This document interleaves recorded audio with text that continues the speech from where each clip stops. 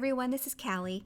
Thanks so much for being here with me again today. Today I'm sharing a layered water lily card using some honeybee stamps products, and I'll be ink blending these layered lilies to get a three-dimensional look with them and create lots of depth and dimension. Here's a look at the Lovely Layers water lily die set from Honeybee Stamps. And I know it might look overwhelming at first seeing all these different dies, but what you see here is a few etched areas on each die. And the etched areas is a big clue as to what's going to be visible once all of the layers are stacked. So I've die cut all of my layers in white here, so it's a little hard to see, but you'll see that it's all etched where they layer and are visible at the very top. I hope that makes sense, but once everything is ink blended and stacked together, you'll see what I mean. So today I'm going to be ink blending these water lilies with 3 colors. I'm using a light pink. This is Carnation ink from Simon Says Stamp. And because I said that only the etched areas are going to be visible, I'm not ink blending the entire thing. So you know what areas are going to be seen and what aren't, so you don't have to waste ink or spend a lot of time ink blending areas that aren't going to be visible. Now I wanted to introduce some Heather ink, which is a light purple ink as well. It's kind of bluish and it just creates a little bit more depth and dimension, and I want to add that to the outer portions of these lovely layers. And you'll also notice too that it goes from largest die to the smallest die, so you'll know what's going to sit in the further back and what's going to sit up front. I really wanted the petals to stand out, so I'm using a brighter pink here. This is rose ink, and I'm only ink blending at the tips of each of the petals. So it kind of looks like a hot mess right now, which it normally does when I'm layering die sets and piecing together parts for flowers. But once everything is layered, you'll see the effect that it has to have multiple colors and in different saturations, and it really does make a huge effect. So I have the floral centers here, and I cut them in yellow cardstock, and I'm going to ink blend the center and the outer portions of the stamen with a little bit of brown ink. This is Cappuccino ink.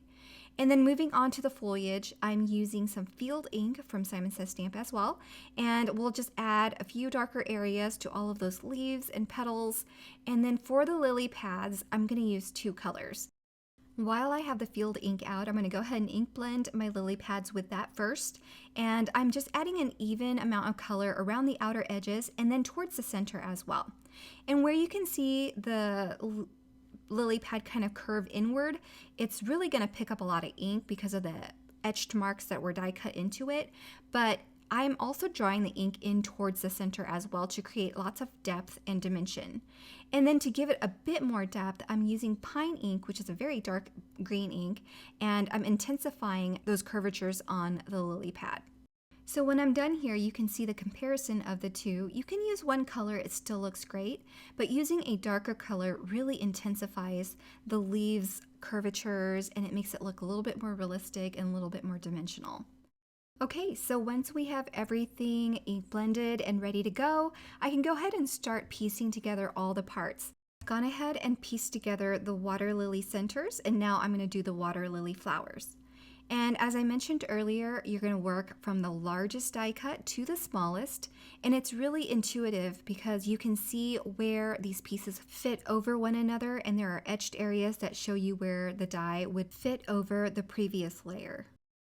I'll put together that second flower off camera, and then here I'm working on the bud. There are 4 layers, so we're working in the same order from largest to smallest, and then we can go ahead and piece together the bud stem. So there's the foliage layer, and then there's also little foliage details that you're going to see me put on the foliage right now. It just kind of makes it look like those leaves are curving, so it makes it a little bit more realistic. You can even leave this part off if you want to. And then I also created a second stem to put a water lily on also, because they're not always sitting right at the top of a water line or on a lily pad. So it just makes it a little bit more realistic to have some flowers popping up out of the water on a stem. So moving on to the background, I wanted an angled ink blended area, and I'll use some Distress Oxide inks to do this. I'm using Peacock Feathers, Mermaid Lagoon, and then the darkest color is going to be Uncharted Mariner. I really, really love Uncharted Mariner. It's like a dark teal, and it just is great for water, and any kind of dark colors that you're going to be ink blending for greens or blues is going to work for either of those colors. So I think it's a great one to add depth and dimension to ink blending with. To give that ink blended area some texture, I'm going to spritz my panel with 2 sprays using my distress sprayer. And then I can roughly arrange my layout and see where these lilies and buds are going to sit. And then I can adhere them down once I'm happy with the arrangement. So I'm going to lift the flowers up and adhere the lower portions first, which is going to contain the lily pads before I start working on the flowers. I'm using liquid adhesive only for this card because there's lots of layers to each of these flowers from all of the layers that we adhered together. And because they're really not overlapping, there's no reason for me to use foam adhesive to add any sort of dimension. And of course, all of that ink blended really added a lot of depth also.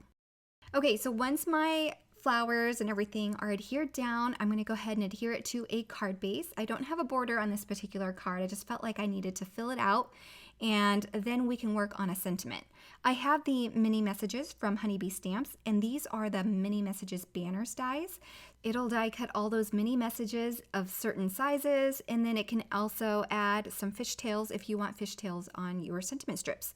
So after embossing this sentiment over some black cardstock in white, I'm going to heat set it, and then I'll buff off that clay embossing powder tool just to get that paper back to a nice crisp black. So I'm going to use the fishtail banner here to go ahead and die cut my sentiment strip.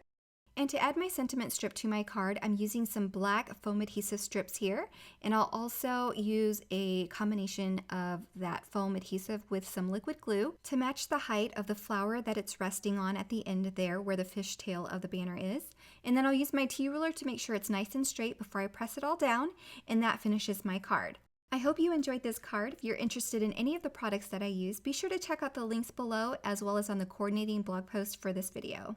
Thanks so much for stopping by and have a wonderful day. Bye everyone.